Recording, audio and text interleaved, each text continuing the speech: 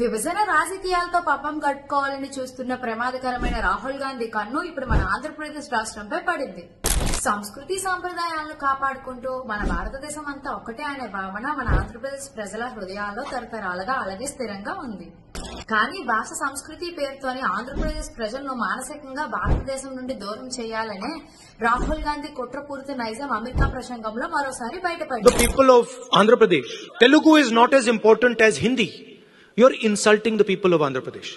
భిన్నత్వం ఏకత్వం అనే భావన భారతీయుల జీవన విధానంలోనే ఇమిడిపోయి ఉంది. కానీ విభజించు పాలించు అనే బ్రిటిష్ వైఖరిపై ఆధారపడి ఇప్పటికీ రాజకీయాలు చేస్తున్న కాంగ్రెస్ పార్టీ, ముఖ్యంగా Rahul Gandhi, India, that is Bharat, is a union of states. ఓట్ల కోసం, అధికారం కోసం ఒక్కో రాష్ట్రంలో ఒక్కో చిచ్చు పెట్టాలని చూస్తే మాత్రం northern states are centralizing power from the panchayats and the sort of grassroots organizations. आज बाहर के लोग जम्मू और कश्मीर को चला रहे हैं. Uttar Pradesh, if you go to Bihar and you see the treatment of women and the way women are treated, you will be shocked. चाय के वर्कर को 167 और गुजरात के व्यापारी को टी गार्डन.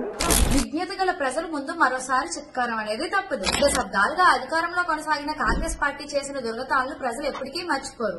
కానీ మన నరేంద్ర మోడీ పాలనలో భారతదేశం వికసిత భారతం వైపు స్వయం సమృద్ధి సాధిస్తూ ముందుకు కొనసాగుతుంటే దేశ ప్రగతిని చూసి ఓర్వలేని రాహుల్ గాంధీ దేశంలో అలజడులు సృష్టించాలని, స్వదేశీ విదేశీ శక్తుల చేతుల్లో పావుగా మారి దేశాన్ని విచ్ఛిన్నం చేయాలని చూస్తే మాత్రం తగిన గుణపాఠం తప్పదు. ఇన్ని రోజులు కాంగ్రెస్ డివైడ్ అండ్ రూల్ పాలసీని చేస్తూ వస్తుంది. ఇప్పుడు దానికి రాహుల్ గాంధీ డివైడర్ అని చీఫ్ అయ్యారు.